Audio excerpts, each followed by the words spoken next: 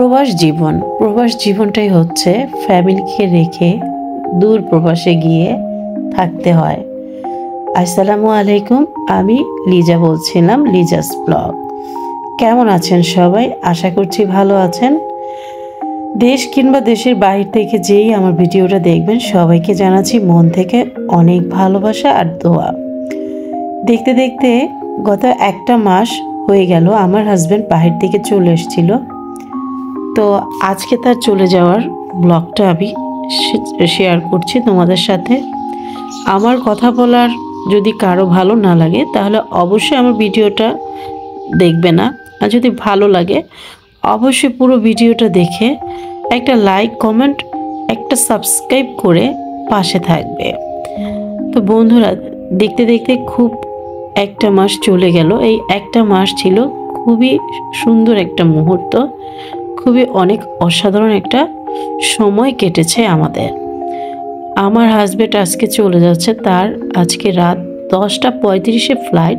তো আমার হাজব্যান্ডের মনটা অনেক খারাপ, আমার মনটা অনেক খারাপ, আমার বাচ্চাদেরও মন অনেক খারাপ।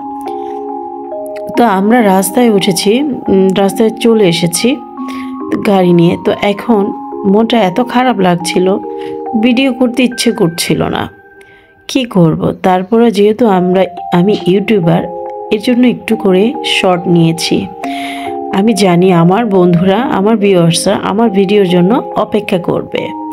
তো বন্ধুরা, আজকের এই মন খারাপের ভিডিওটা দেখে আমি জানি তোমাদের কারোই ভালো লাগবে না, আমাদেরও ভালো লাগছে না। তো এই রাস্তার সুন্দর ভিউগুলো তোমাদের সাথে শেয়ার করলাম। আমাদের বাংলাদেশটা এখন এত সুন্দর, এত উন্নত হয়েছে, মানে রাস্তায় বের হলে মনে হয় এটা কোনো বাংলাদেশ না, হয়তো কোনো বাইরের কান্ট্রিতে আমরা আছি। তো বন্ধুরা, যারা যারা প্রবাসীর ওয়াইফ আছো, তারা অবশ্যই আমার কষ্টটা বুঝতে পারবে যে একজন প্রবাসী ওয়াইফই বুঝে, মানে তার প্রবাসীরা বিদেশে যখন যায় তখন কেমন লাগে, আর তারাই এই ফিলটা নিতে পারবে। তো তোমাদের সাথে একটা দুর্লভ সিন ক্যাপচার করে নিলাম, অসাধারণ একটা সিন তোমাদের সাথে দেখালাম। বিমান যাচ্ছিল, তো খুবই ভালো লাগলো, এই সিনটা তোমাদের সাথে শেয়ার করে নিলাম। তো বন্ধুরা, প্রবাস মানে হচ্ছে ফ্যামিলির জন্য চিন্তা, ফ্যামিলিকে কিভাবে ভালো রাখা যায়। প্রবাস হচ্ছে সুখের ঠিকানা। যে প্রবাসে থাকে সেই জানে যে ফ্যামিলি ছাড়া দূরে থাকতে কতটা কষ্টদায়ক, কতটা যন্ত্রণা। ইচ্ছে করলেও ফ্যামিলিকে পাশে পাওয়া যায় না। আর আমরা যারা প্রবাসীর ফ্যামিলি আছি, আমরাও বুঝি যে যাদের হাজব্যান্ড বাইরে থাকে, হাজব্যান্ডকে ছাড়া কিংবা কারো ভাই কিংবা কারো মা, ছেলে কিংবা কারো বাবাকে ছাড়া থাকতে যে কতটা কষ্ট হয়, শুধু একমাত্র প্রবাসীর ফ্যামিলিরাই জানে, আর প্রবাস যে থাকে সেই বোঝে। তো দেখতে দেখতে আমরা হযরত শাহজালাল আন্তর্জাতিক বিমানবন্দরে চলে এসেছি। তো এত জ্যাম ছিল, মানে অনেক জ্যাম ছিল। মূলত আমরা ঢোকার সময় অনেক জ্যাম। তো আমাদের 1 নম্বর টার্মিনালে যেতে প্রায় 20 থেকে 30 মিনিটের মতো সময় লেগেছে। যেহেতু আমরা 1 নম্বর টার্মিনাল দিয়ে ঢুকবো, এর জন্য গাড়িটা উপরে উঠবে। তো কিছু করার নেই, রুলস মেনে জ্যামে দাঁড়িয়েছিল আমাদের গাড়িটাও। তো বন্ধুরা, আজকে না আমি এই ভিডিওটা দেখছি আর আমি তৈরি করছি, আর আমার খুব খারাপ লাগছে, আমার খুবই খারাপ লাগতেছে। তো প্রবাস জীবনটা আসলেই অনেক কষ্টের। যারা ফ্যামিলি নিয়ে প্রবাসে থাকে, আমি মনে করি তারা অনেক ভালো। আর যাদের ফ্যামিলি এক দেশে আছে আর হাজব্যান্ড হচ্ছে প্রবাসে, তাদের এই কষ্টটা দ্বিগুণ বেড়ে যায়। তো দেখতেই পাচ্ছ বন্ধুরা, আমরা কতক্ষণ ধরে যাবৎ জ্যামে বসে আছি, কিন্তু এয়ারপোর্টের এই জ্যামটা আস্তে আস্তে সময় লাগে, কারণ এত জ্যাম থাকে।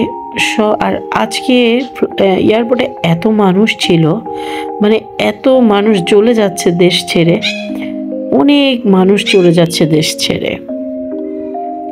তা আমরা গাড়ি থেকে নেমে গেছি, তো আমাদের গাড়িটা পার্কিং করতে যাবে টার্মিনালে, 1 নম্বর টার্মিনাল দিয়ে আমরা যেহেতু আসছি, তো ছাদে পার্কিং করবে। তো এদিক দিয়ে আরাফাতে ঘুমিয়ে গিয়েছিল। আরাফাত পুরো ভিজে গেছে। তোর বাবা বলতেছে একটা টি শার্ট নিয়ে আসো নাই কেন? তা আমি বললাম আমরা তো কোথাও থাকার জন্য আসিনি, এর জন্য কোনো টি শার্ট আনিনি। তো এই যে বাবা ছেলের দুর্লভ একটা সিন, আমি এইটা দেখে আমি কিভাবে তোমাদের সাথে কথা বলছি আমি নিজেও জানি না। আমার ছেলেটা 1 মাস পুরো ওর বাবার সাথে সাথে ছিল, এমনকি আমাকেও ভুলে গেছে ও।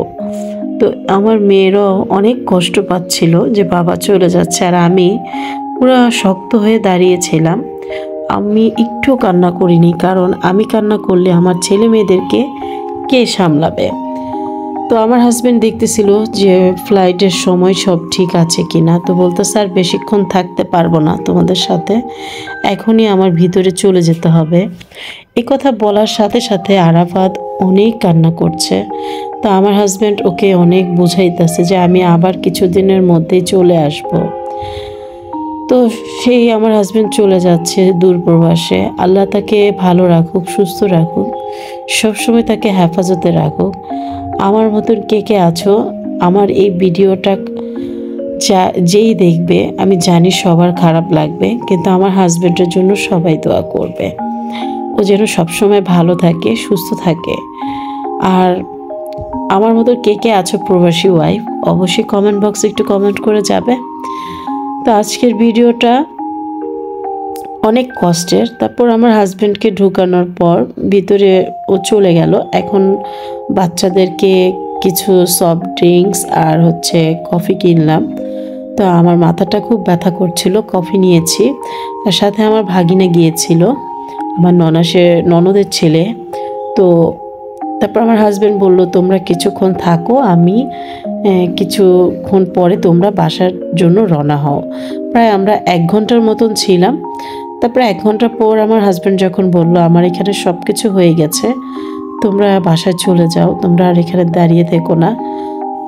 তারপরে আমরা এখন কিছুক্ষণের মধ্যেই বাসায় চলে যাব, যেহেতু ও ভিতরে ওর সব কিছু হয়ে গেছে। তো এখন বাচ্চাদেরকে বলছি যে এখন আমরা চলে যাব। আমি ড্রাইভার ভাইয়াকে ফোন দিয়েছি, তো সে পার্কিংয়ে থেকে গাড়িটা নিয়ে আসছে। বলতেছে আমাদের বলছে আপনারা একটু দাঁড়ান, আমরা আসতেছি। তো বন্ধুরা, আজকের এই ভিডিওটা করতে আমার খুব খারাপ লাগছিল, তারপরও যেহেতু আমার করতেই হবে এজন্য আমি একটু একটু করে ক্লিপ নিয়েছি। আশা করছি তোমাদের ভালো লাগবে। তো এই তো আমরা বাসার জন্য গাড়িতে উঠে গেছি। আমার মনটা খুবই খারাপ ছিল। তো আমার ভিডিওটা যদি ভালো লাগে অবশ্যই যারা ইউটিউব চ্যানেলে দেখছেন একটা কমেন্ট, লাইক আর সাবস্ক্রাইব করে আমার পাশে থাকবেন। আর যারা আমার ফেসবুক পেজ থেকে দেখছেন অবশ্যই আমার পেজটাকে ফলো করে লাইক কমেন্ট করে আমার সাথে থাকবেন। তো আজকের মতন এই পর্যন্তই, দেখা হবে আবার নতুন কোনো ভিডিওতে। সে পর্যন্ত ভালো থাকবে, সুস্থ থাকবে। আল্লাহ হাফেজ, আসসালামু আলাইকুম।